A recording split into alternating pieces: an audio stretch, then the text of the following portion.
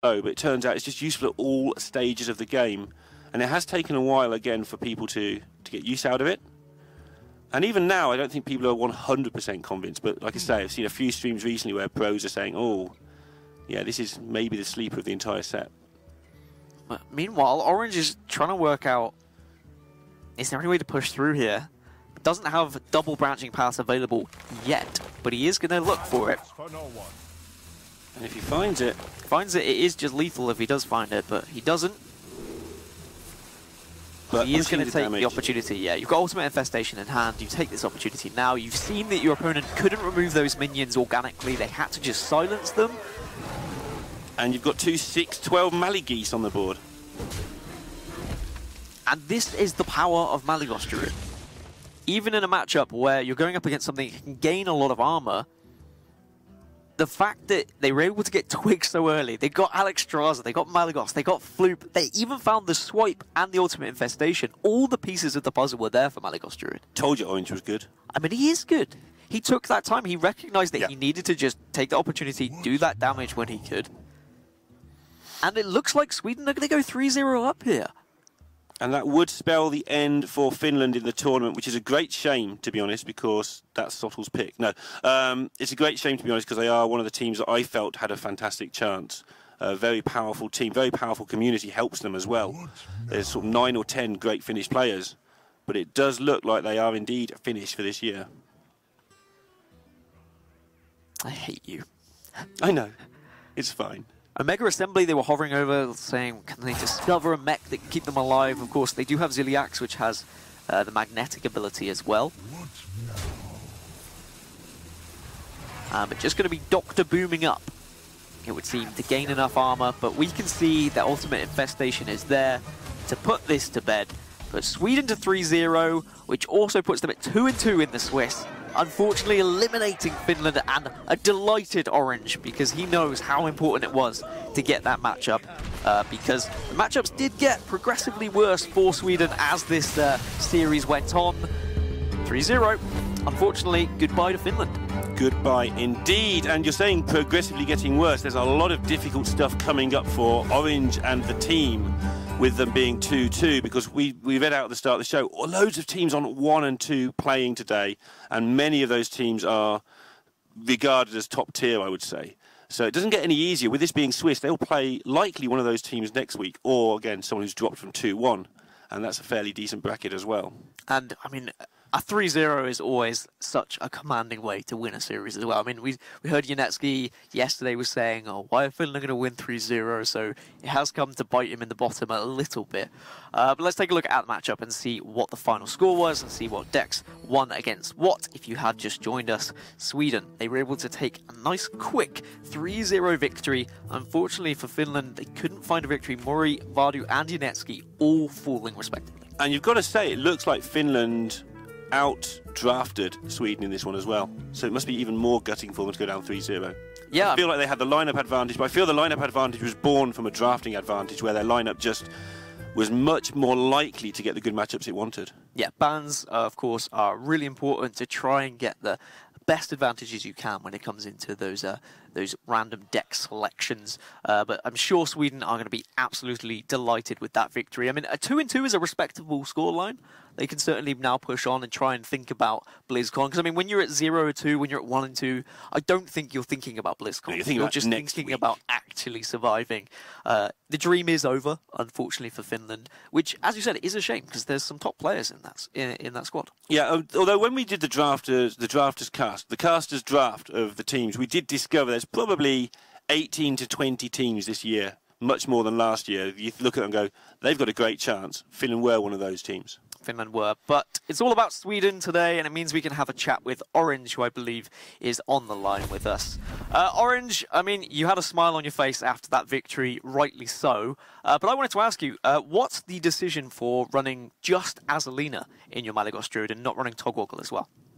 It's actually something that my playtesting partner, Huntrace, came up with. He started running Azalina. I don't really know why, but you've been telling me that he started winning the control mirrors a lot more, or the control matchups a lot more. Like, for example, warrior and also the druid matchup by getting like more naturalizers by the opponent. The card, so how it basically went is that he explained the card to me and how it worked without toggle like 4 times, and I didn't really get it. And at some point he just said, "You're a filthy casual, and I'm not going to explain it to you again." So I started playing it myself, and then I've been liking it. I've been winning Druid Mirrors a lot more, and it's been just like winning me a bunch of games that just as Alina on its own. I tried a hybrid list with Togwaggle, and I felt just that Togwaggle never did anything, and that I rarely ever needed Togwaggle plus Asalina, but that Asalina did the job on her own. That's Dan told. I think he's a big Togwaggle fan. When you saw the matchups today, did you fear for your hopes? It looked like it was quite a bad lineup for you. I thought, when I just judging by the deck lists, I felt pretty good about it. I'm not really the guy that does the stats and stuff on our team, and they said it was like all right. It was pretty close. Then after going into the pick and ban phase, we were favored by a little bit, but then after the pick phase, we were actually quite unfavored because we both, like, the druid is unfavored versus the warrior, and even shaman is favored versus the shadowbook shaman, and then we had 2 pretty bad ones after that. But really happy that we managed to get the win in. Anyway. Yeah, I was saying how important that Malygos Druid game was, because the matchups afterwards were not looking very exciting whatsoever for you guys. You're at 2-2 now. I mean, what's the mood like between the team? Do you think that BlizzCon is a realistic expectation for you guys? We are actually, strangely enough, even though being like 1-2 before this match, we are like, the spirits in the team are pretty high. We definitely feel like the teamwork is really on point and that we're working really well together. And also we aren't like upset with how we played yet. Like we're pretty happy with our play so far. So we're definitely looking to get out of this stage at least. And I think that we got what it takes to get to BlizzCon. But it's a pretty bold statement sitting at 2-2. Well, I mean, you guys can be delighted with a 3-0 today. Congratulations. Best of luck with your games in the next coming weeks. Thanks, Thijs. Thank you so much. A delightful interview, and I love that when I asked about Asalina, he was like, "Oh, Hunter Race told me to do it." Yeah, I tried it. I didn't like it. He told me to try it again. I wasn't sure. He said, "You're a noob. Get on with it. Play it." If you can trust anyone, I think Hunter Race is probably someone that you can trust indeed, as we are just going to have a little glimpse back at some of the highlights from this series. But I mean, yes, he hit the nail on the head, really. If he didn't take that win with the Malygos Druid in Game 3, things got worse. They had to run their Death Rattle Hunter into Control Priest, their Zoo into Control Mage. It just wasn't looking good for Sweden. But the fact they were able to get to that Game 3 anyway, with the Shadowbook Shaman taking down the Even Shaman, it was just a well-performed matchup for Sweden in general. Yeah, it'd be interesting to see how different it would have been had they not hit that Farsight play. That was a very difficult turn. A lot of other plays looked like they were better, but they weren't because they actually couldn't survive with them. And so in the end, they did work out they needed to hit that Farsight, and they did hit it well. Yeah, and look at this. I mean, the fact that Orange was able to find all of the good stuff in his top 11 cards. He had Malygos, Floop, Ultimate Infestation, Moonfire, and Swipe. It was all there. It's disgusting. Malygos Druid is insane when it gets the absolute nuts. And look at the response from Unetsky as well. Had to double Owl, giving a 4-12 on the board. And that's what we say about Old Warrior. It has that great hero power, but no executes available. Makes a massive difference in those awkward situations. Yeah, Shield Slam is kind of the replacement, but they didn't draw either Shield Slam. They weren't available. They couldn't deal with the board. Yeah, they've just been hit for 35 or something as well, so Shield Slam suddenly becomes a lot weaker. It's not nice, but a very humble interview from Orange as well. I like that he admitted he wasn't the stat guy, and he also said that, like, BlizzCon maybe, but we're just going to focus game after. So he's not the stat guy, and he doesn't know how his decks work. Orange, what are you doing on the team? I mean, he's winning. That's what he's doing. He is, and he's very good. Right, we have 5 series today. That is going to be the first completed. Next up is going to be Denmark versus Hungary. We are going to have Falcone and Darok running you through the action. So don't go anywhere. Don't touch those browsers. We'll be back very shortly.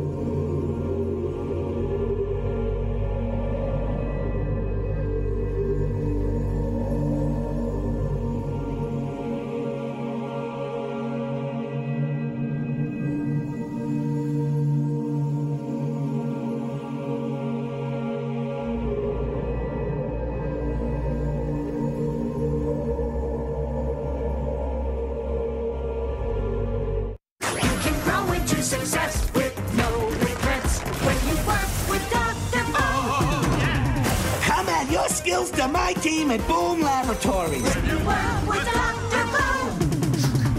Apply now. Finland has just been mercilessly eliminated from the Hearthstone Global Games by Sweden. And next up, we have another elimination match. It's going to be Hungary versus Denmark. Both teams sitting on 1 and 2. They are indeed. It's crunch time here at week 4 in Global Games, and we're going to see a lot of teams eliminated. A couple of teams probably qualified through to the top 16 in the next phase of the Global Games. So it's going to be a pretty cool week. We're past the kind of deciding, seeing who's kind of looking good, who's looking bad. Now it's getting definitive. Yeah. Well, we're seeing a big difference now between the format this year and the format last year. As last year, when we got to the sort of this stage, it's like, yep, another game. Oh, maybe this one doesn't matter as much as both of these teams are already through. But now, every single match counts, and we're starting to see teams falling by the wayside. Let's take a look at the lineups for teams Denmark and Hungary. Denmark, Twink, Crane, and the brothers Hoy and Nikolai Hoy. For Hungary side, it's Exigo, Steve French, Zridex, and Hadani. Yeah, for Denmark, a pretty standout team, with Crane, Hoy, and Hoy probably being the most publicly well-known. But then behind the scenes, Twink has just been putting in some absolute work this year, getting huge amounts of HCT points in a very stacked Europe lineup when you need a lot of points just to even get through to playoffs. But then on the other side, for Hungary, very few well-known names. I think Penadani really the standout with his, second place at DreamHack Summer, I think, with his being his biggest achievement in recent memory. That's right. But even then, still not the most well-known player, so a lot to prove. Hungary coming into the Global Games, and not being eliminated, I guess, is a start to proving yourself. Yep. And that's going to be a big deal for this coming game. I mean, when I think of Penadani, actually, I think of the Hearthstone Global Games, because him and Exigo, his teammate, were part of the team last year as well.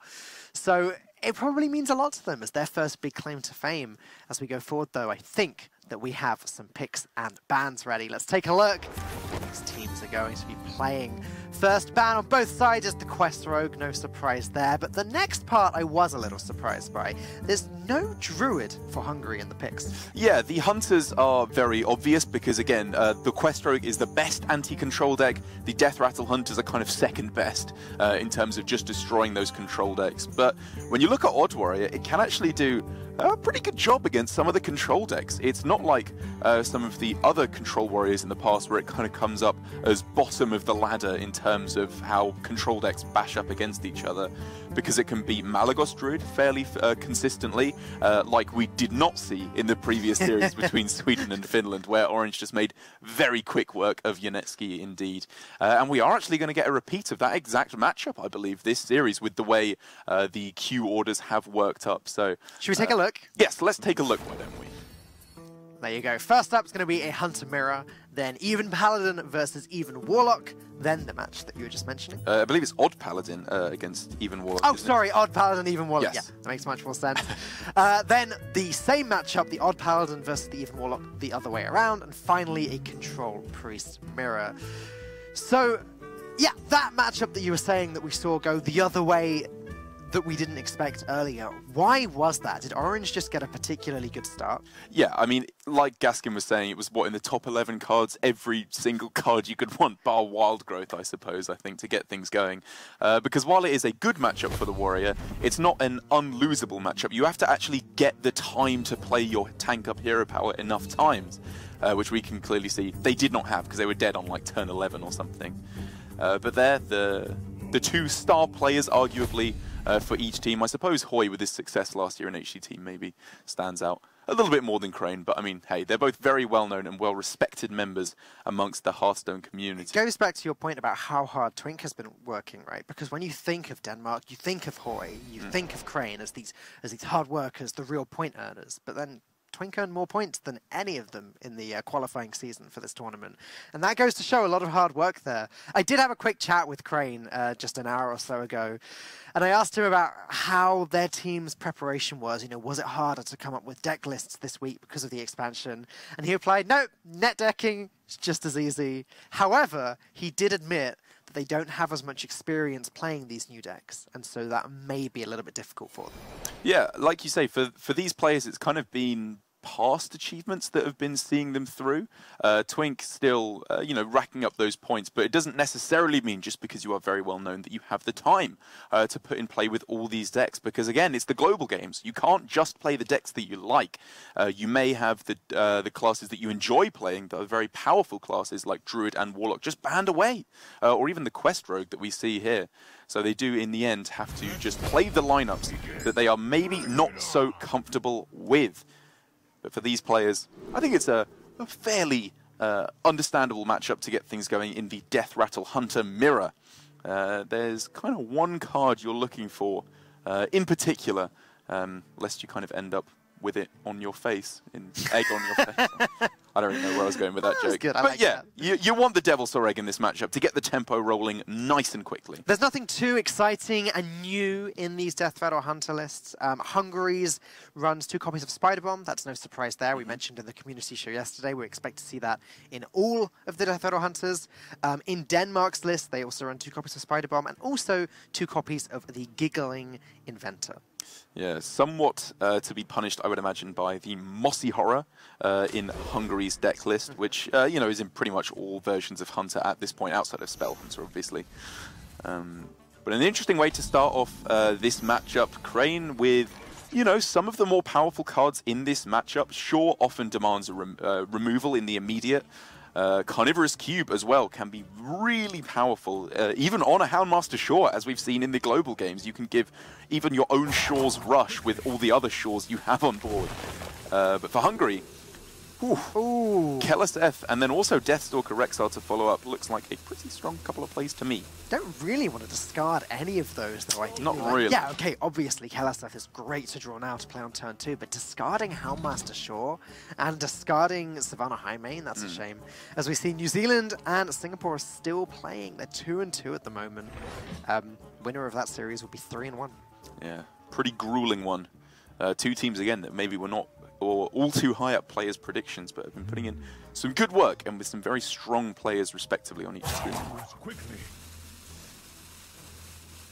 As Denmark here, clearly just going to be, you know, planning out their future turns here. They're not really going to be considering coin hero power, I wouldn't think, in this situation, but just thinking, how do we sequence this out? Are we going to be going coin Witchwood Grizzly into Cube?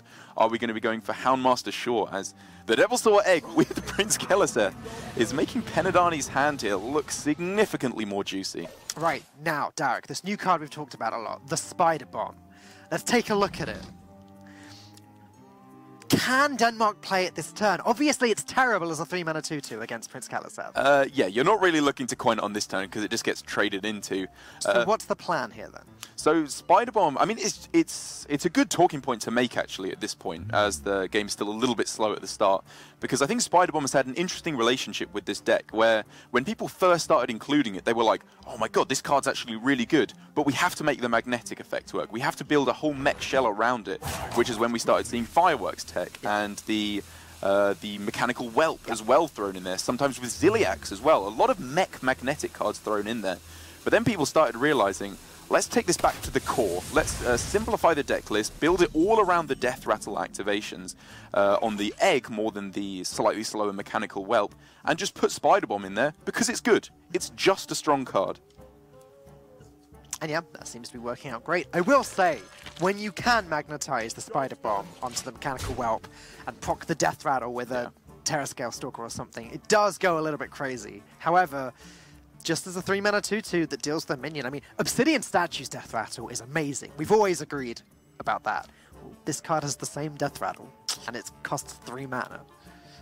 So it's a strictly better Obsidian Statue, is that what you're saying? No, but along those lines, somewhere, yeah. You're not saying yes, but you're saying yes. Yeah. I get what you're saying. Unfortunately, with an egg now on Hungary's side of the board, that Spider Bomb is looking even worse than it was a moment ago, because Keleseth would just trade into it, and then the egg would be broken open for Penadani to hit 5 to the face straight away. I mean, it's not necessarily so obvious as that, because breaking the egg in this matchup we know can be very powerful. It's not like necessarily the auto-play that people were kind of heralding it as at the start of Death Rattle Hunter's life, where when you can kill an egg, you always kill an egg. It's not necessarily such a high priority target, because again, maybe they don't have the Death Rattle activators.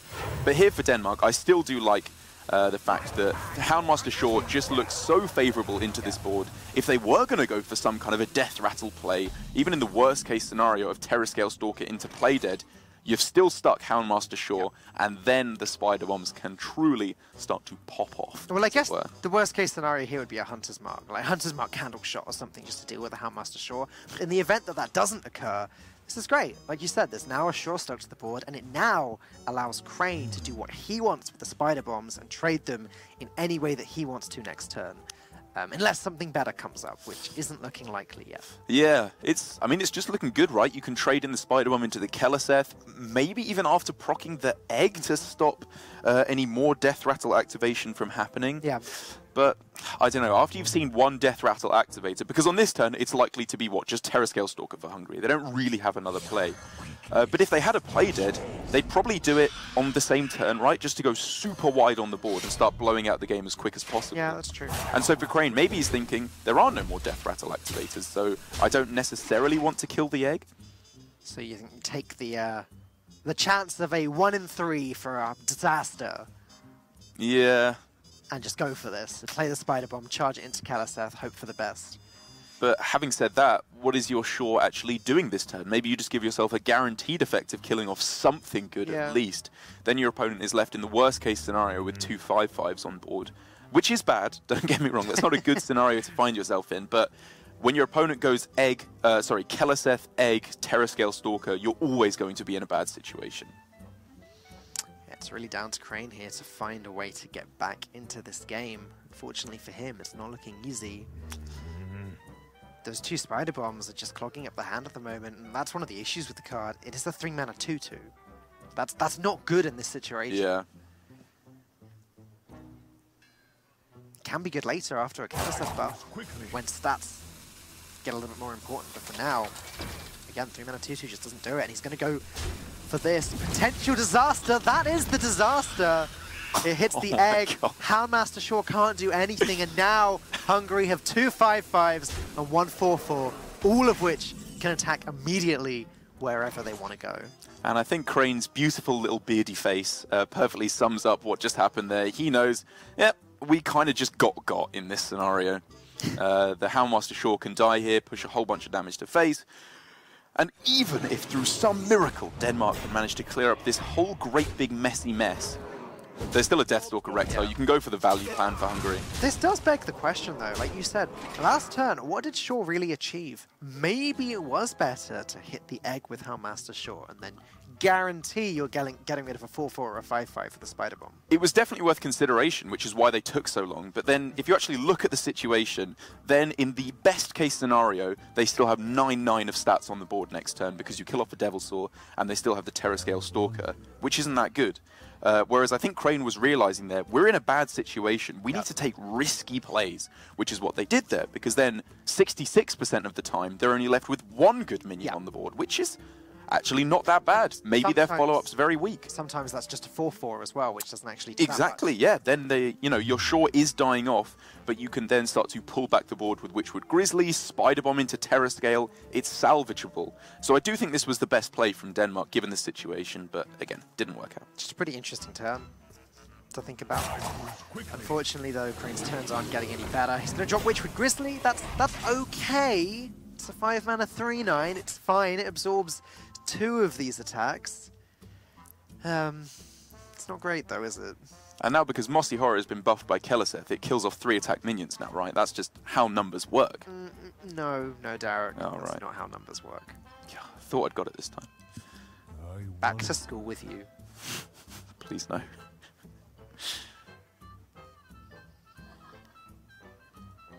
So just really wondering here, how do I lose in this scenario for Penidani, making sure he's not too vulnerable to Deathstalker Rexar, obviously, which, he hasn't necessarily done, but I guess what if Rexar does come down here from their opponents, they're just dead anyway. Right, right? Yeah, So, what does Rexar actually doesn't make any difference. Crane has 2 health. In fact, Rexar is the only play to heal him back up. It's no good. Crane concedes, and Hungary take their first win of this vital series. Once again, this is lose and out for these teams. Not a good position to be in, and especially for a team like Denmark, who we would generally in the Hearthstone community would consider one of the most respected teams, I think, in Hearthstone. Yeah, they are a very strong team indeed, both in the global games and also out of the global games. Yeah. With just players from Denmark being very powerful, like we see Hoy and Crane here, and also the Copenhagen Flames, a very strong team in Hearthstone at the moment with Twink, I believe, on their team. They've picked up Fairley, I think, as well. So a lot of respectable players on that team, as well as Fury Hunter, the player who actually beat Penadani in DreamHack Summer earlier on this year. So a very strong contender, but again, looking like it could actually just be over for them in what is a very even series, I think we can say, in terms of the matches, because we've got 2 mirrors with Death Rattle Hunter mirror and Control Priest mirror, and then we've got Odd Paladin versus Evenlock on both sides, the same matchup just flipped around being played twice. So the only real deciding point, I would say, in this series is the Odd Warrior for Hungary up against the Malagos Druid for Denmark, which kind of just puts them even further behind because that's not a good matchup. Yeah, I will say, looking at my notes now, like with Hungary winning the first game, it's looking really good for them. Yeah. As you were saying, the matchups do tend to edge slightly in Hungary's favour moving forward from this position, so it's down to Denmark to find a way back in. The Denmark community, not just the Hearthstone Global Games community, but just as a whole, they're a pretty big one out and about at the events. We saw them at various DreamHacks, etc. around. Fury Hunter is the big name that springs to mind that isn't on the team. Winner of DreamHack Summer, and has also been making a splash in other events. He's most well known for creating the Odd Warrior of the previous meta. But there are a lot of members of the Denmark community. There are a lot of good players up for the voting system, and it's just going to be a shame if they're out of the tournament already. Yeah, it worked out a little bit, unfortunately, for Fury Hunter, like you said, where I believe the voting for HCG had closed just before that's right. He won his big event in DreamHack Summer. And he knew when he's up against, like you said, the brothers Hoy, Crane, players of that caliber, his likelihood to get in was pretty low, to be honest. I mean, let's be honest, right? If you're voting for your HCG team and you get to make 3 votes and you see 2 players that look identical in your vote, you probably vote for both of them, right? Like, I mean, Hoy is already phenomenal at Hearthstone. Obviously, he made Worlds last year, but like, that just guaranteed his entry into the team, right? And his brother Nikolai Hoy's entry into the team. Yeah, and Nikolai Hoy is kind of a cool story, actually, because obviously everyone knows Hoy, Frederick Hoy, the more famous of the brothers Hoy. Yeah, ahoy Hoy. Oh, no. But his brother, I think me and Lorinda got the pleasure of casting one of his first ever forays into competitive Hearthstone in WESG, one of the qualifiers late last year, when he played surprisingly well. He was playing a full aggro lineup because, admittedly, he didn't have all the cards. He didn't have the cards to play the more popular decks at that point, which were a little bit slower, I believe, towards the end of last year. But he played them very well. He qualified in pretty convincing fashion. And while he didn't have the greatest success later on, we were just pretty impressed that, both Hoys here were out putting in some pretty good results. And since then, he's really kind of turned it up. He's been getting some good ladder finishes, racking up a decent amount of points. So showing that it's not just on the one side of the family. I remember that we were in China with Frederick Hoy, and he was watching his brother in his first big tournament, which I think was the finals of that WSG or something. And it was funny for us because we were watching that stream and then went for breakfast the next morning, and it genuinely looks like the same person is there. Those two look frighteningly similar to each other. Yes, they do. But in terms of their play styles, like we said, a little bit different, more aggressive for the Nikolai Hoy rather than the Frederick Hoy. And also for the Hoy once again, Frederick Hoy, a big...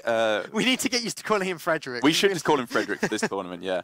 But for him, a big upturn recently in joining SKT Gaming, I believe, alongside his longtime teammates, Surrender and Zixo. Always good to see that you can have these practice groups, these good friends sticking together for so long in Hearthstone when, various teams have disbanded or changed rosters throughout their history. But the power of friendship can shine through. Yeah, I mean, we've seen that, absolutely. And it's great, just, again, at various events, seeing Zixo and Surrender and Hoy interacting with each other. It's always nice. They are clearly very good friends. And, they've managed to get on yet another team together. So, yeah, all in all, with, Crane on complexity and everything, we really can't say enough nice things about Team Denmark.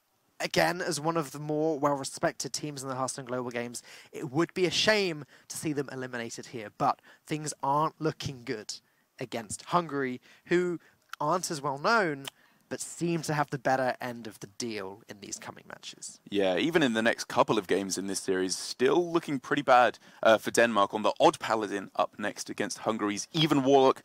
Not all too much has changed, I don't think, in that matchup, because you're still very weak to the Defiles, the Hellfires, the board clears, as well as just powerful early game minions they can throw down, like the Vulgar Homunculus. Even something like a Sun Fury Protector can do a good job of contesting the board. And then after that, it's the Malagos Druid up against the Odd Warrior, which again, while Orange took that in pretty convincing fashion last series, is not the matchup that you are looking for whatsoever. So Denmark here are going to have to be playing out of their minds if they're going to take this back, as finally the latest episode of Talkstone can end and we can jump back into the series. Denmark aren't running that many new cards in their Odd Paladin. They're running 2 copies of Glowtron and obviously 2 copies of Giggling Inventor. That card seems to have made its way everywhere. Not necessarily going to help them all that much against Even Warlock. And these Even Warlocks on both sides actually aren't running any new cards whatsoever. Hungary's is running 1 copy of Mossy Horror to counter the Giggling Inventors, but nothing from the Boomsday project. Yep, and this is kind of what I've been talking about with some players with respect to the Boomsday, is like you say, a lot of the cards that people expected would come through haven't found their place yet. And I think that's because Boomsday, a lot of the cards when they were announced, just look weird. You don't really know what to do with them or where they fit into the meta, which are the best kind of cards, in my opinion, in Hearthstone. I really prefer the weird cards where you have to find their spot rather than, say, the tribal cards like, you know, the Mechs and the Murlocs and stuff. I think it really tests the deck building of players to find where these slightly weirder cards find their spot. And while at the moment the metagame is looking somewhat similar, not all too many new archetypes, given their time, the real mad geniuses of Hearthstone will find those new crazy deck lists if given enough time. Let me think. Now looking at the start of this game, Zyredex has the Defile. He has a Mountain Giant. He now has a Mossy Horror as well, also going to be pretty strong against this Paladin. Seems to have a lot of the tools that Hungary needs to last this one out, whereas Denmark haven't really drawn anything that helpful. I guess Corridor Creep is pretty good. I mean, Blessing of Might's pretty good, actually. You can just start hitting your opponent. If you go for Blessing of Might on this turn, you're not all that weak to Defile. Okay. You could potentially go for it next turn, I suppose. It feels so bad here, spending 1 mana in an odd deck rather than using your hero power. Yeah, and so what? If you go Blessing of Might this turn, Hero Power next turn, you're obviously missing out on an entire Hero Power in that scenario. Yeah. With the trade-off being a little bit of extra damage, and you're less vulnerable to Defile immediately. And that is big. That is actually Which very is big. But then, if your opponent has to Defile this turn, it's kind of better for you, because then they can't go tap into Defile tap on the following turn, if you see what I mean. Yep. It slows down their giant progress, at least. And it makes your Corridor Creeper a little bit cheaper. The big question about the Defile, though, is when do Hungary actually play it? Like, maybe they want to save it until turn 4, going into the Fungalmancer or the level up turn. And then the question for Hoy is, to what extent do I play around Defile? Like, is there any point even? If they're going to play it at some point anyway, may as well try and bait it out early. Yeah, and so therefore, Hoy, like, if the Defile comes down on the next turn when you have a 4-1 and 4 1-1s on the board, that's pretty good for Hungary. That gives them a good board to Defile.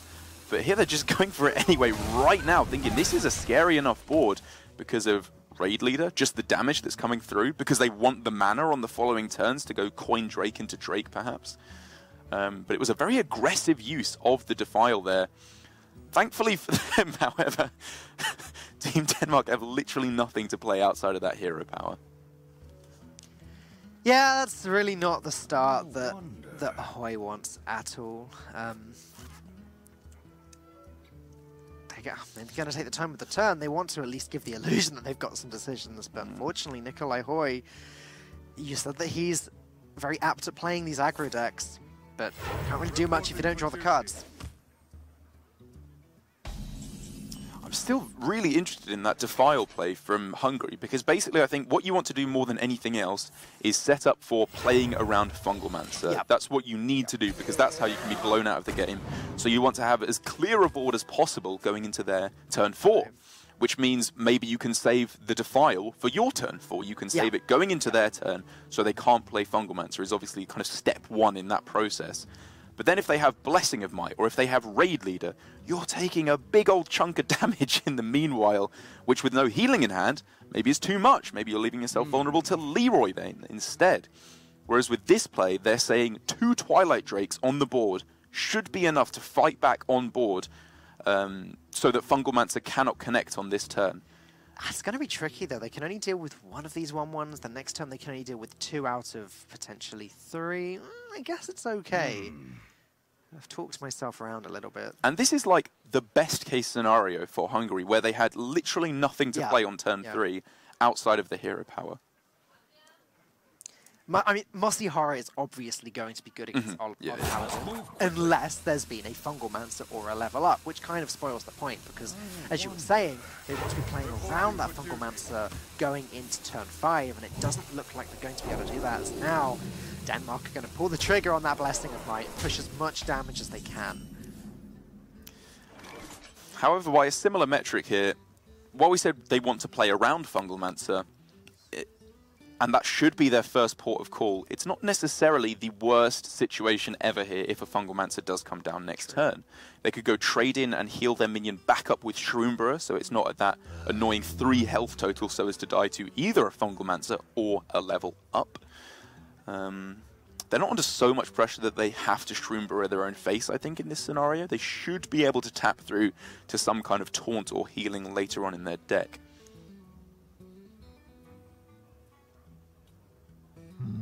And if they were afraid of Fungalmancer or a level up, a 4/4 and a 4/7 are very annoyingly statted minions for the way that trades in for Hoi. Is there any consideration of tapping here, or do you think Dreadex are just trying to decide between the 2 4-drops? It's definitely between the 2 4-drops. Like, yes, you can hit the 1 of Defile as the absolute nut draw, but even then, you're out of Defiles and your opponent can just play, I don't know, Giggling Inventor or Hero Power 3-drop. Like, there's still a bunch of stuff. Even deciding between the 4-drops was difficult, though, because even Shroomburrow, like, do you heal the Twilight Drake? Do you heal the face? Like, even that's not an easy decision.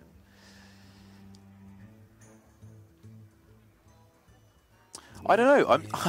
I'm still kind of tempted by the Shroomburrow. Like, the obvious thing they're saying here is, I mean, it's not even a stronger play onto the board, because you kind of develop less stats, if you will, because you give the Drake +4 health. But they're saying we need this for face, I think, basically, or maybe we can use it on the following turn. I still think that with the actual plays that Nikolai Hoi has available to him, maybe the Shroomburrow would have been better. We've spent the whole game talking about Fungalmancer on turn 5 up until this point. But now, I mean, and again, I'm saying this with full knowledge of Hungary's hand. Isn't Giggling Inventor looking strong here? That's clearly what they're leaning towards. You need to protect your minions here, I guess, because, well, what does Fungalmancer really do here? You can take a value trade, or sorry, a trade up into a 4/3, which is pretty good, I guess. But if you can stick down some buffs on Divine Shielded Annoyatrons, that feels like a little bit more pressure to me. There's no Mossy Horror coming down just yet, so they're going to have 1 turn to buff some things up. Now Dreadex is going to want to play that Shroomburrow, I'm sure. The Corridor Creeper is interesting there. I can't help but feel that that's maybe a bit of an overcommittal into Mossy Horror the following turn, because Denmark can only buff 2 of these minions with Giggling Inventor. Unless this is the play around Defile. I mean, you're always weak to Mossy Horror in some way, right? Yeah. And this, I think, is the best play around it that you can make. Giving them the option to buff up both an Annoyatron and the Corridor Creeper obviously pulls both of them out of range. So it's definitely a good point to bring up, but with two Giggling Inventors in hand, you are supremely weak to Mossy Horror. Yeah.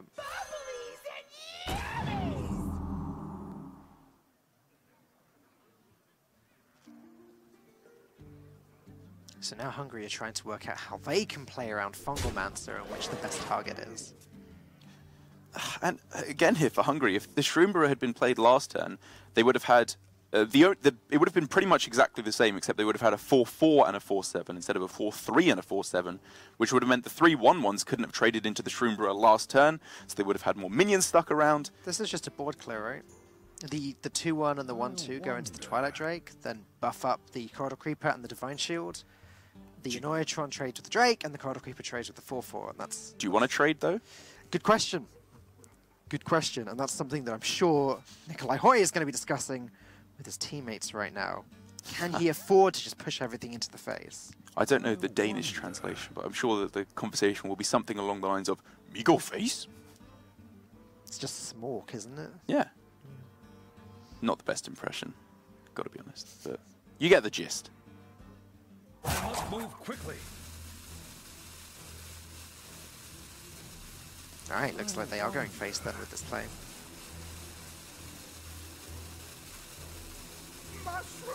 Like at some point with this hand, they need to start going on the aggressive. I think they've got taunts protecting their minions. You can push the damage here, and it is a very awkward board to clear here. So weak to the Hooked Reaver though. That's the only issue that I can think of. Yes, I suppose. But, you know, first of all, maybe they don't have it. You can't play around cards for the rest of the game because maybe they have Defile, maybe they have Hellfire, maybe they have a whole bunch of other nonsense that could pretty much lock you out of the game. Should point out there's no silence in Denmark's Odd Paladin, so getting through this Reaver does just mean trading all of the relevant cards in. As Hellfire, I believe, would have been a full board clear here if Stridex had managed to find it. So this was obviously a weakness of the play, relatively speaking. But this is, while bad for Denmark, think how bad Mossy Horror could have been with this hand, with Corridor Creeper and both Giggling Inventors. Yeah. They could have just been completely blown out of the game. The thing is, this turn, what is Denmark going to do? Well, they're going to play Giggling Inventor and Hero Power, probably. At that point, Mossy Horror would have cleared everything. So the timing of that Mossy Horror is very difficult. Either way, the Hooked Reaver's still sitting in the hand, still ready to be a very oppressive 4-mana 7/7 taunt. And I think for Hungary, while you could have put your opponent on having the second Shroomburger, because again, they played very awkwardly in the first few turns, you know they run two of them because it's open deck list, I still think the Mossy Horror was right there, because if you go all in on Hooked Reaver, and you know they just trade up into it, or they play a Blessing of Might or something pretty devastating like that, that's bad. Like Hooked Reaver you want to play after you've cleared up the board to lock out the game. Okay. I think. No, sure, I can get behind that. Although now, what other choice is there? Yeah, well, it's an odd turn, so you're probably tapping unless you're really afraid of just dying on this turn. But looking at how the damage comes through, if you don't tap here, you're looking to be in pretty big trouble anyway, because your only other realistic play is Hooked Reaver Doomsayer, I suppose, because you'd rather have a clear board at this point. Worth noting, there's no Leroy Jenkins in Denmark's Odd Paladin either. Oh, okay. Leroy Jenkins has sort of not made the cut in many cases recently, thanks to the new additions to Odd Paladin. So I think this play is mostly safe. The most damage should come from a level up here, which is only 6 going to the face. There it is. With the 2 Silverhand Recruits plus the Annoyatron trade into the 7/7. So yeah, 6 damage can go face, or 6 damage can go into the Doomsayer. That's actually not enough to prevent the board clear. And I don't think Denmark can prevent this board clear in any way whatsoever. Is there no way it works out? Trade. No, because you exactly kill the Hooked Reaver, don't you? Oh, it's so close. So that then leads into Hungary to put up another taunt, which we've already seen Denmark have no way of dealing with. Yeah. I think Hungary have just about gotten there. And so what's Nikolai Hoy thinking here? Do you just...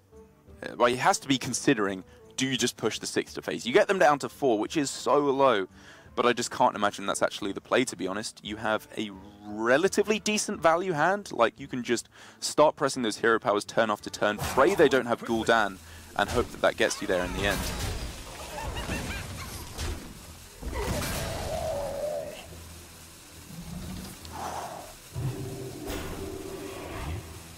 Wow, gonna just push as much damage as possible. Amazing. As Singapore just took down New Zealand. Singapore sitting on 3 wins in the Hearthstone Global Games Swiss. The board has been cleared. Nikolai Hoy has nothing, and Stridex has a Lich King, which, again, knowing Denmark's deck list, we know there should not be a way past this. It's such a tough play for Hoy, because again, maybe this happens. Maybe your opponent doesn't have a taunt and you top deck Vine Cleaver, and that's your out. It very nearly came true. Or maybe they're thinking, because I'm giving up board control here anyway, whether I play level up or not, does level up get any better than this? Because your opponent probably on that turn plays 2 4-drops, right? And they start going wide on the board. They can kill off all your 1/1s every single turn. And then level up doesn't get any better. Could Denmark consider just slamming Vine Cleaver into the Lich King? They take so much damage. They take 24 damage over the next 2 turns from Lich King alone. But start dying so quickly. But maybe that's just one of the only ways they win. No, this isn't a bad board they've managed to develop here anyway. I think I prefer this, because then again, you demand your opponent to have a way to deal with this 1/1, which that may just do it. You can play Swampoos to kind of make the Defile a little bit more juicy. Does it matter too much though? Like just Defile to clear the 1/1s, then trade the Lich King into the... Yeah, it's not great. It's not great. You're right, I think I prefer the Ooze. But then you're giving up your defense against Vine Cleaver, which does actually get pretty scary. So maybe you go Frostmourne the 1/1, Lich King kill off the 6/6. That's not great either. Oh wait, you could go Acidic Swampoo's Defile, heal up your Lich King with Shroom, then trade into the 6/6. Hungary haven't even played a Homunculus yet, so it's not like next turn they could drop the drop Gul'dan and get some taunts. No, but problem. I think they're thinking hopefully we've secured the board by that point. And even if they don't, they can just go Giant Sun Fury or something like that. It's still closer than you'd expect it to be. Instead going with the old taunty ruse strategy here, and that Archer Protector putting in so much work here. I'm surprised they didn't go for the Defile in addition. They'd have had to play it after the Mountain Giant, weakening their defenses. And wow, Divine Favor picked up by Denmark. That's going to be drawing a lot of cards. And I think you just play it before the Vine Cleaver here, right? You draw 1 less card, but having 7 more mana to maybe play a Fungalmancer, a level up. I mean, who knows what else? It's still 3 mana, draw 5. I think you just go ahead, slam that now, and see what you get. What a top deck there for the Danes. Raid Leader's not Raid bad Leader's at all. very inviting. Yeah, you can go no real other buffs, but yeah, you definitely go Raid Leader here to sweeten up the trade somewhat. Now that Blood Knight can go straight into the Lich King. The rest of the minions can deal with the Mountain Giant. Yeah, and then you just go wide and pray for no Defile, I think. Because even if you waste all your minions here, if you're not dead, you can just Divine Favor again. And you are so close to killing your opponent here. They have to have another taunt or a heal, or they're just dead to the Vine Cleaver next turn. Yeah.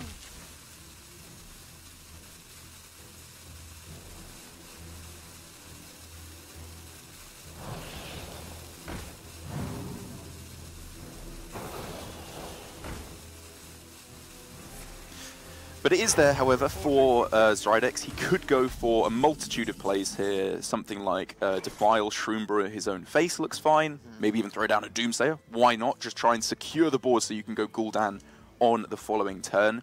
He's going to have to play the Ooze the following turn, though, if the Vine Cleaver comes down. Oh, maybe Gul'dan's fine because of the 5 armor you get from it, but it's... Yeah, you get afraid of level up then. Though, Hungary have been on a knife edge for quite a while this game.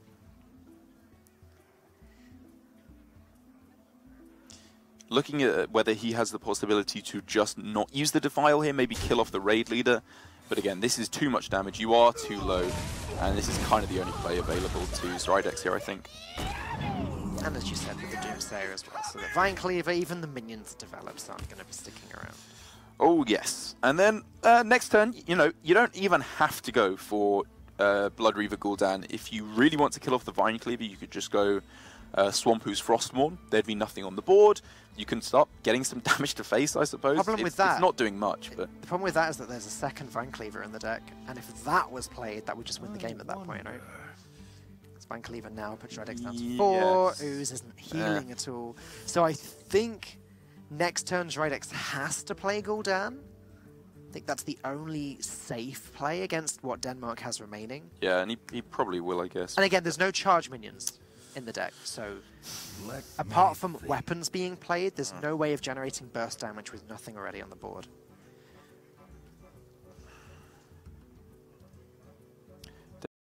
They're considering not even playing the Vine Cleaver because they know if they are met with the Ooze, it gets a little bit scary. They could just dump their bad cards here and Divine Favor back up. Or even go Vine Cleaver, Divine Favor just for one card, but... They'd be better off playing the Divine Favor next turn though, right? Probably, yeah. Just dump the bad stuff and then... Yeah. Making their opponent think that they have a Corridor Creeper as well by going for the hero power here, even though we can see it obviously serves absolutely no benefit. Shredix back down to 4 health. And again, yes, he could ooze away the weapon, but that would mean the second weapon would be lethal. He has to go with Gul'dan. It's the only way that Hungary definitely survive into the next turn, even though all they get from it is one measly 4/4. And even in the worst case scenario of something like attack phase, hero power, lost in the jungle, and then level up, you have the Doom Pact. Even if you don't find any other board clear, you can just destroy most of your deck.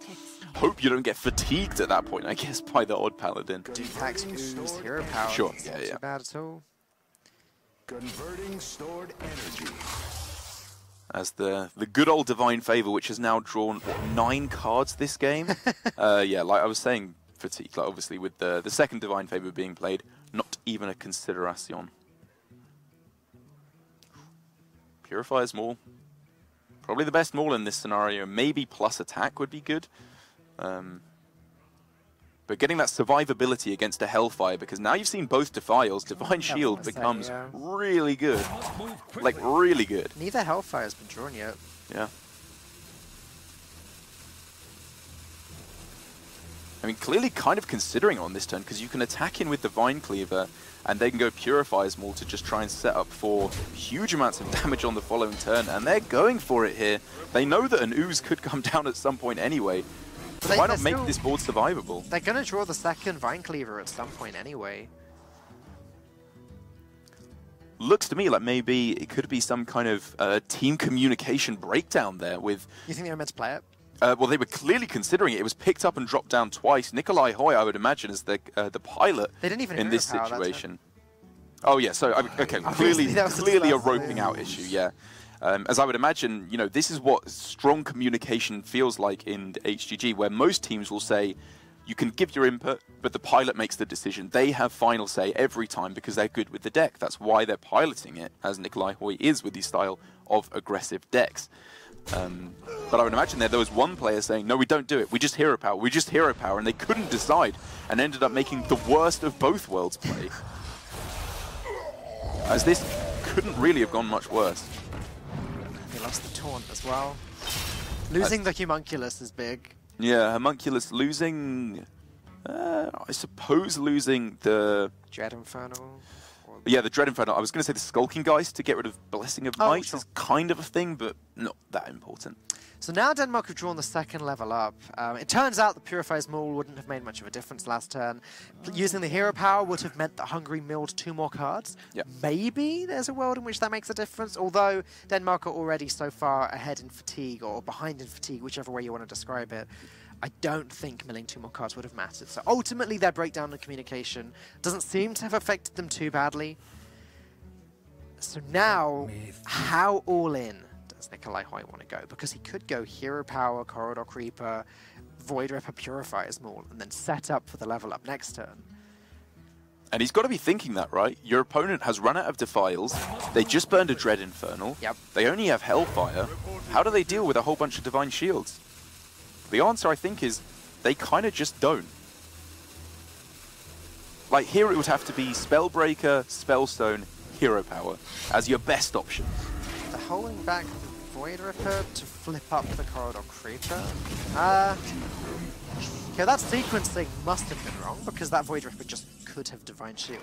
Oh, no, because then the Ooze would have flipped as well, and you wouldn't have been able to kill it off with the weapon. Okay, yep. My mistake. So here, if there was a Hellfire, it would leave your opponent with only... Denmark would have only 2 1/1s. Yes. After obviously the suck hero power comes in as well. Spellstone's there too. Yeah, so could be some pretty big clears. I mean, even just Spellbreaker, Spellstone, hero power heals you up a bit, gets a minion on board. It's not the only play, because we could see Vulgar Homunculus into Spellstone, but like, I think clearing these Divine Shields off the board is pretty important. The issue with the hero power and the Spellstone is that they have lifesteal. They don't like gain life through the effect, and what that means is that if they play one of these spells on a Divine Shield, they don't actually get the health gain. Yeah. They actually have to deal the damage. That's how it still works. Yeah, good point. And that may not have gone to plan there. Flipping the Corridor Creeper, because now you can't actually deal with it. Yeah, I mean, maybe this was their plan, right? Like, if you weren't going to go for that, you'd have to silence a 1-1, which does play around level up, which your opponent probably has at this point. But now, Second Vine Cleaver, damage is about to start coming attacking, in. that's just lethal.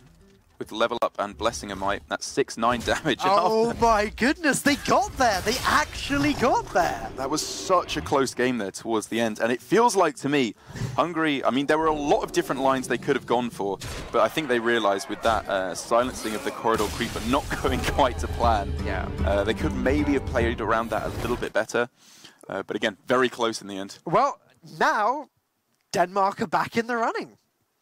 They are indeed. After winning an unfavorable matchup, things aren't looking as horrific for them as they were earlier. I cannot believe they won that for a long time.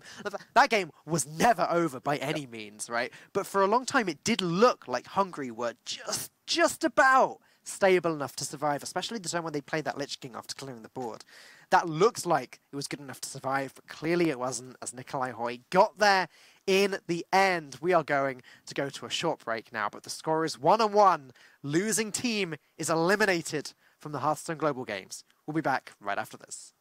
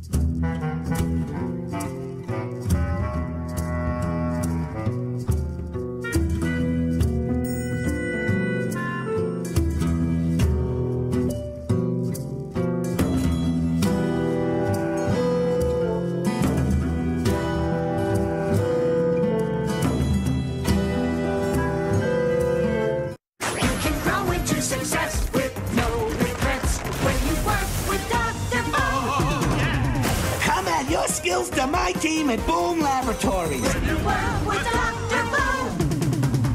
Apply now. We're back. It's 1-on-1 between Hungary and Denmark.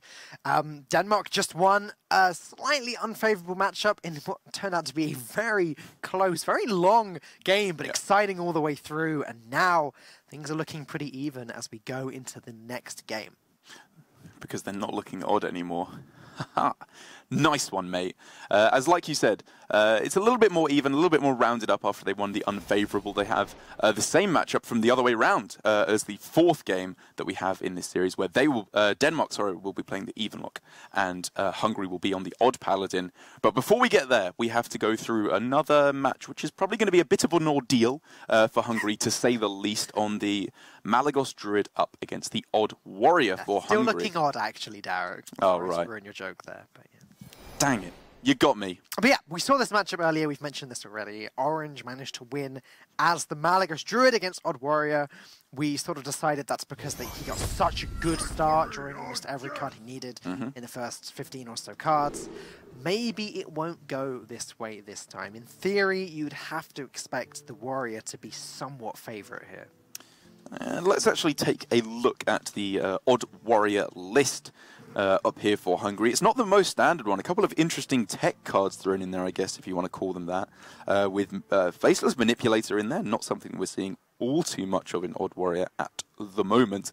Diamond Hatchling isn't common either. I think it's making its way into a few of most of them actually, I would say. At least one, just to give you a little bit more of a fatigue plan against the control matchups. But here Hungary is clearly going very much in on the fatigue plan, because at any point later on in the game, they could go for Direhorn Hatchling into Faceless Manipulator to, you know, try and just get a situation where they never ever fatigue. Obviously, this is not the matchup where they're going to be doing that, because Twink should be drawing an awful lot more cards than their opponent.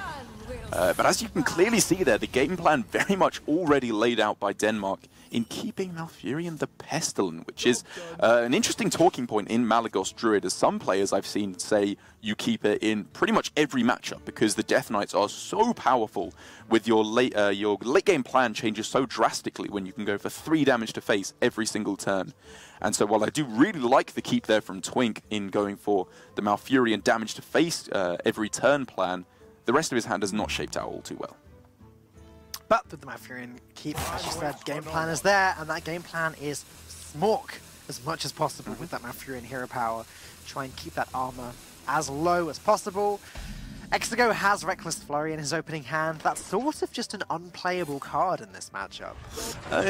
Yes, not necessarily, because you can see situations where if you build up so much armor that your opponent, even when they go for their Malagos combo, doesn't quite kill off all of it, you could go for a Reckless Flurry to clear off like a Malagos and a Floop.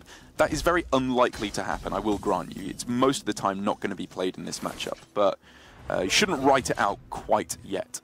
One thing that was a little bit different about Orange's Malagos Druid that we saw earlier, and he said that this was from Hunter Race, was the fact that he was including Azalina in his list, which may have been a way of generating just a little bit extra value after using up the Malagos damage. However, Denmark's Druid is not running Azalina. It's pretty much as standard a Malagos Druid list as you can get at the moment, which does mean it's going to struggle when the burst damage is gone. It does run a copy of the Lich King. I guess that could do something. Yeah.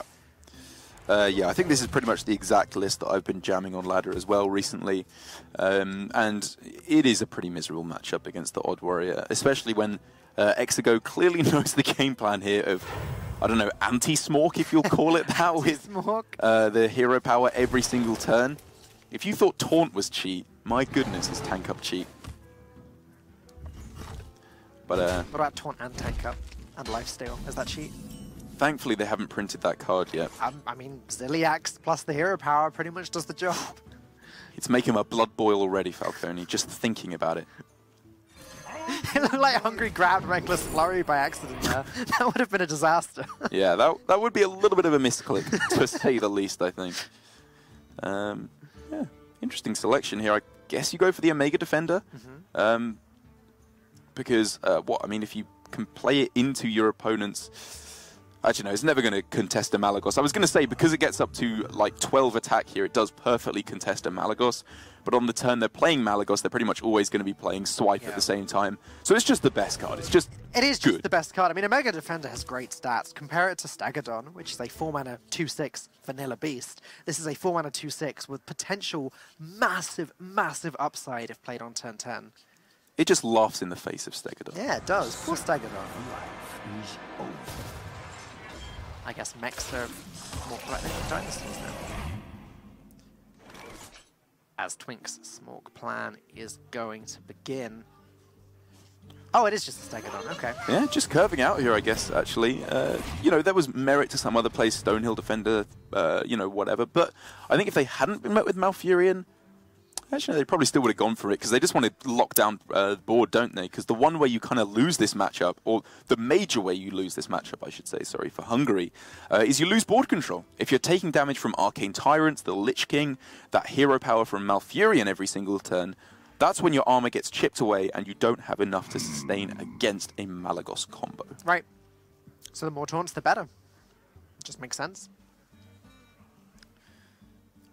And Twink now, his hand... He's got the Lich King, which is sort of the obvious, it's turn 8, I'm going to drop this card. I'm not seeing too many reasons not to play that, actually. So, I mean, the main thing he's thinking is there any way I can fit in a hero power to face this turn? Because you want to do that every turn, pretty much, from here on in. Naturalize hero power face. Okay. It's actually kind of a consideration, I think, here. With Branching Paths as well, it's not the most ridiculous play I've ever heard.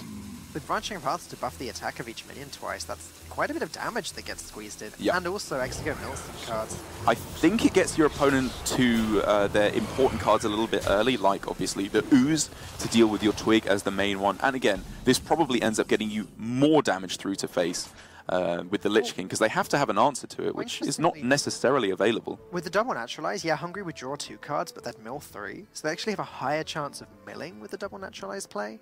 Would they? Oh, yeah. So, I don't know. May have been something to consider because of that. What now?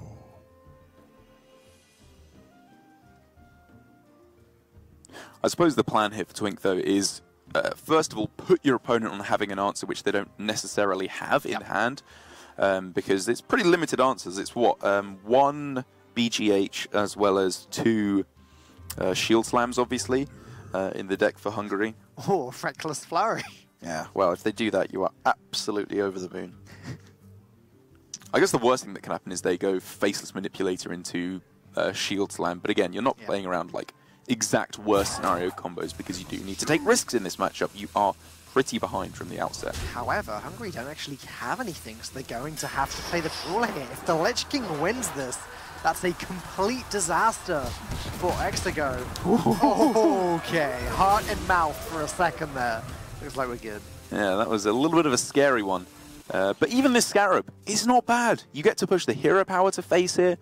Whatever, just throw down a Giggling Inventor is okay, I suppose. Yep. One Brawl has literally just been used. Yeah, you do want to start playing cards from your hand so that you can actually draw once again. Because again, if you do find an Ultimate Infestation, you do want to be allowed to play it. My thoughts are plagued. But you do really want to fit that hero power in. So I guess Giggling Inventor hero power face is kind of the best you got. We're obviously not going to be met by a mossy horror in this odd warrior. It's definitely a good play, right? Like just Giggling Inventor hero power face.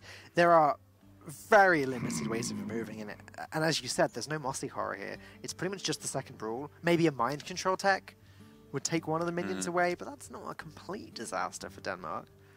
Yeah, like, I know it's really dumb, but like, I'm almost looking at Doom Pact on this turn just to get it out of your hand, because then you can play Arcane Tyrant as well, start freeing up some hand space. I obviously don't think you do it, because, you know, you clear up one of your own minions and you mill a card. You mill Malagos. Exactly. That happens you could mill Malagos, Flute, or Alexstrasza, or Swipe, or Moonfire, or Twig. There's too many bad cards to mill at this point. But later on, at least, if there's a scenario where a board is completely cleared, then I think you very happily go Doom Pact into Arcane Tyrant just to get cards out of your hand.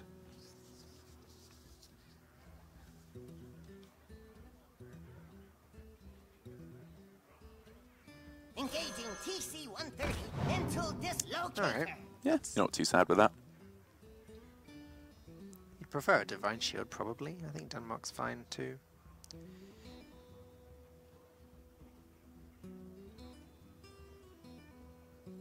So Exego has the choice. He can either play a big taunt or play little taunt plus tank up. And I think the option that allows you to play the tank up is probably the stronger one. I would generally agree with you. You just can't have enough armor in this matchup because with no Twig available to Exego either, if Denmark do find the full combo of Malagos, Break the Twig, Floop, Swipe, Moonfire, Moonfire, maybe even with a Death Coil for all Hungary know off the Lich King card, that is just insane amounts of damage.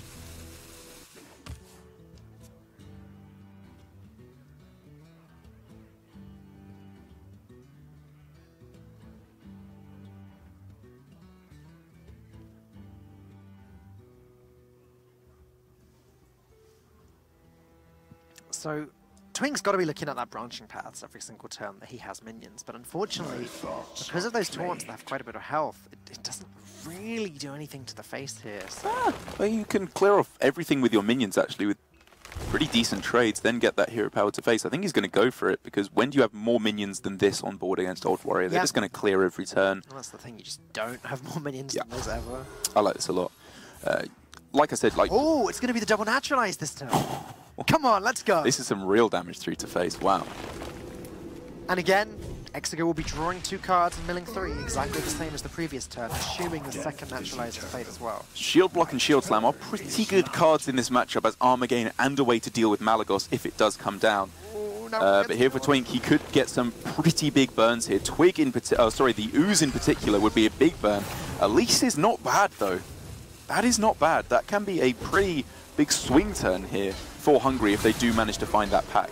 Well, the fact remains, Hungary don't have a clear way of removing this. Dynamatic doesn't really do anything against the Mechis anyway. But no, it's just Brawl. Brawl is the only card Exego has to remove this board, and it's not really good enough.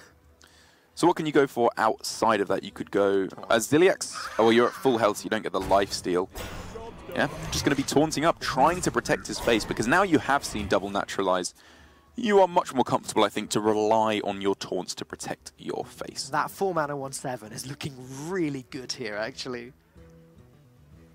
Well, as good as the Mogushan Warden can look. Pretty much, yeah. That is how good it's looking. It's pretty good against Divine Shields. Denmark can clear up this entire board just with his minions and the hero power. So... Unfortunately, though, like the naturalizers would be better against these minions.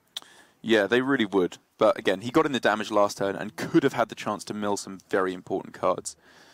I wonder if Twink will put his opponent on not having Brawl. Like, if he had the Brawl, you probably wouldn't use it there, right? As we can see, Hungary chose not to. So therefore, it looks like he's not going for Plague Double Tyrant, which if you did sense weakness from your opponent, if you thought they didn't have that removal, just snap playing that could be a really strong play onto the board and start doing some major damage. That Spellstone's looking pretty good now. Clean way of getting rid of the Direhorn, and now 2 trades into the Mogushan Warden, and then 6 damage goes straight into the face now. Twink, chunk by chunk, is chipping away at that armor. Yeah, obviously kind of unfortunate that he couldn't go for the attack because he had to power up the old Spellstone, as it were. Oh, sorry, only 3 go into the face. Yeah, but you know, it's very respectable. Does kind of mean that Hungary is in this, I mean, I say this is not a good way of putting it, but sweet spot where they're allowed to go for Reckless Flurry for the next few turns, I suppose. They still don't want to because losing 8 armor can be bad. But if Denmark does go for some kind of a big play onto the board with Double Tyrant, there is that extra clear for Exego where he could just go Reckless Flurry, then shield, tank up afterwards.